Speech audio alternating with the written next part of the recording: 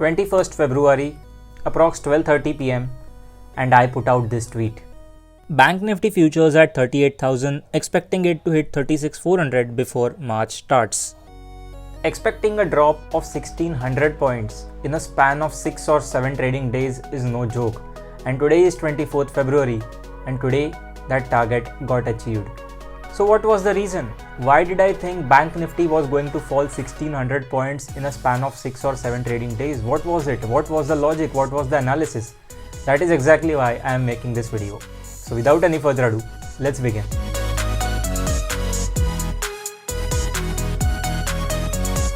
So before I begin the video, let me tell you guys that while analyzing the Bank Nifty's chart on 21st of February, I took help of two different concepts over there. Number one was stop loss hunting, and number two was factoring the event. If you do not know what these things are, I have already made videos on both of them. I'll link them to description. Go watch that first and then come back over here. Because if you do not know what stop loss hunting is or how it is done or what is factoring the event, it is going to be very difficult for you to understand what I am going to talk in this video. So understanding those concepts before watching this video is extremely important. And now let's head to the charts. So this is Bank Nifty futures daily chart. And yes, even before we head into the actual video, let me tell you that there's currently a war situation going on between Russia and Ukraine.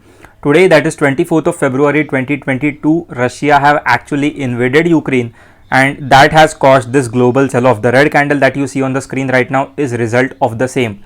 But the talks of the war have been going on since like past 2 weeks. Russia had placed approx 1 to 1.5 lakh soldiers on the Ukrainian border. And we knew this was going to happen because there was some geopolitical tensions between the two countries, and this was inevitable. This was going to happen. The only thing was when it was going to happen. We did not know the date.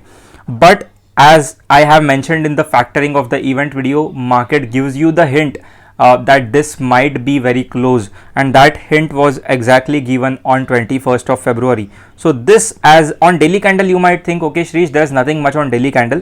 Well, you're right, there's nothing much on daily candle as of now, but for that we need to shift on 5 minutes or lower time frame to understand what was happening on 21st of February. So as I said previously, there are two concepts used over here. First is stop loss hunting, second is factoring the event. So you need to understand both of those concepts like to the core to understand the reasoning behind this move. And this is 21st of February. Now on daily candle, you might say, okay Shrish, there was nothing much on daily candle, but as soon as you switch to the lower time frame thing, you can see the insane up move that occurred on 21st of February. So all this up move was, it just came all of a sudden. It wasn't actually expected because there's so much tension going on in the global thing right now, and Bank Nifty shooting up like this, Nifty shooting up like this wasn't expected, to be very honest. So for me, this was the first indication that this might actually be the factoring thing we call about the markets, that market is giving an indication that okay, right now I am going up, so more, it can trap more people and biggies can short the markets at higher levels. So this was kind of a first indication for me that why is Bank Nifty and Nifty all of a sudden going up without any stop loss hunting, without any prior indication or without any logic. Like there's so much of tension going on and this two indices have nothing to do with it. Like that's not happening, right? So this up move on smaller time frame kind of actually gave me the hint of the upcoming down move. So this was first reason that this was coming out of nowhere and there was no logic to it. There was no backing to this up move, and even though it was going up, you can see there was literally no stop loss hunting in this entire up move.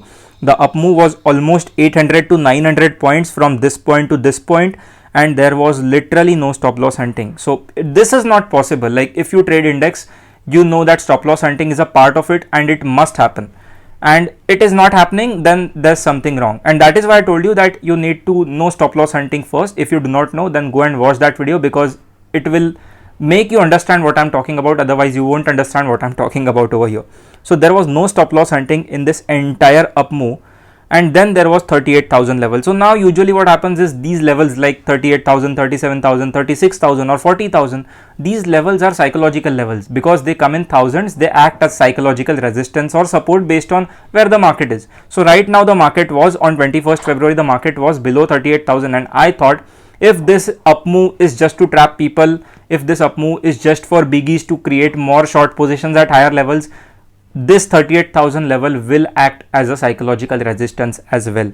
And the time I put out the tweet was approx 12:30 p.m. and as you can see, approx 12:30 the market was actually trading at 38,000, and this level actually turned out to be a resistance. As you can see over here, this level 38,000 turned out to be a resistance, and market immediately sold off later on in the day and closed at approx 37,700. So this was another indication that my analysis was right, my analysis was correct. Now the question you might ask is, hey Shrish, you talk a lot, you analyzed it good, but did you make your own positions? Did you make money out of it? Because that is what is important, right? Well, yes, I did. I obviously did not put in, huge sums of money because I wanted to benefit out of it, but because I had analyzed and I had trust on what I was analyzing, I did build my small positions. I did make some money out of it. Yes, so this was one part of it, one aspect of it, and now we need to head on daily chart. So now if you see on daily chart, okay, let me just adjust it. Where are you? Okay, and let me mark one particular level for you which I thought was untested since a long time, which I thought should have taken out if the market wanted to go up. Let me just increase this line. Okay, this level. Why this level? 36,400. Why in particular? Because if you see this candle of 24th January, that was a huge candle and it was completely operated by the manipulators. And if such candle makes any high or low, those high, low, open, close, any points of that candle are considered to be valuable inputs. So now if you see, the lowest point of that candle was 36,410, which is approx 36,400, and when the markets actually came near that level on 15th of February, in my opinion, if the market wanted to go up, this 15th of February candle should have taken out the low of 24th January, because that is exactly what we call stop loss hunting, right? So stop loss hunting on swing basis should have happened at this point, but that did not happen. The stop loss hunting did not happen over here. The market left it untested by like 200 points, 250 points or so, and that is that was one indication that okay, the stop loss hunting has not happened. So now if you consider these two things at once, like the up move of 800, 900, 1000 points without any context, without any stop loss hunting in that particular day as well, and now if you see that okay, this global situation is going on, war situation is going on, all the rest of the markets in the world are falling and our market is going up. So that gives you a hint. Like I cannot just tell you that this was the exact reason, because there are so many intuitions that come along the way. There's this experience we call that helps in analyzing such things. But yes, these were the major two reasons, like the global tensions were there and the markets were going up without any context. Moreover, it was not even doing stop loss hunting in that particular day as well. And then the third reason was this swing stop losses had not been taken out, and if the swing stop losses are not taken out, market won't go up, because it needs those stop losses, it needs that liquidity to go up at all. But that did not happen. Now the time frame, how did I know that before the March is starting the market is going to come down? So this was pretty simple, right? Because when the markets fall, they fall like anything. There's a saying that whenever the bulls, they take the stairs, whenever the bulls are there, they take the stairs, and bears take the elevators. Like whenever the market is going up, it goes up slowly, but when it wants to fall, it falls in like 2, 3, 4 days and the game is over. So if it really wanted to fall, it won't take 15 long days, 20 odd days to fall, it will just do what it wants to do in 3 or 4 days, and that is exactly what it did. So am I trying to say that I knew this war was going to take place? No. I am saying that there was a possibility on which I bet upon. There was a probability that okay, there was so much tension and the war could break out any day, and that was the probability I played upon. Second, did I know that this 24th February is going to be the day when Russia is going to invade Ukraine? Well, no. Again, just as I told you, it was just a probabilitical gamble, and probabilitical gamble is what stock market is all about. You need to understand that nothing is 100% true. Nobody in this market is 100% true ever. So all you have is probabilities with you, and all you need to do is manage your risk. That is it. But what happened today was shocking for so many people, but not to me, because I kind of was expecting this thing to happen, and the markets opened by a huge gap down, like I guess 0.20 2.5% or 3% gap down was there.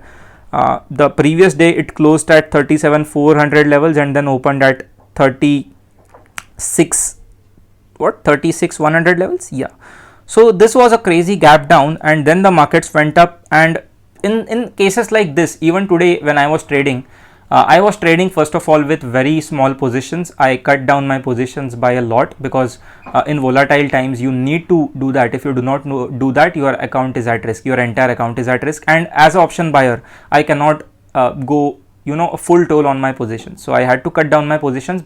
But I was trading as well because I needed that experience. So all these experiences count.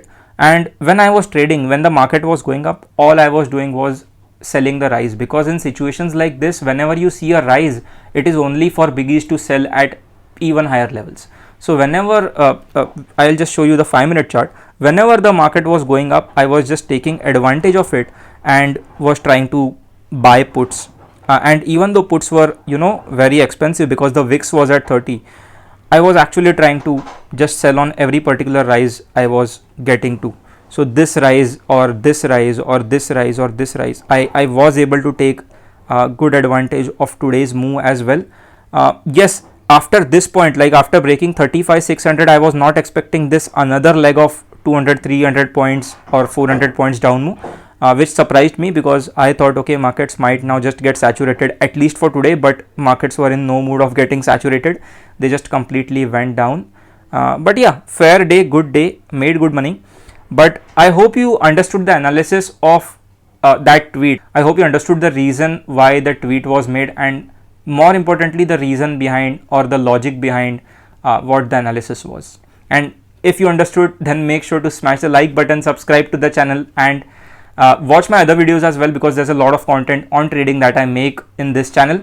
And if you did not understand any, or if you had any doubt, you can just ping me in the comments. I'll be there to answer you.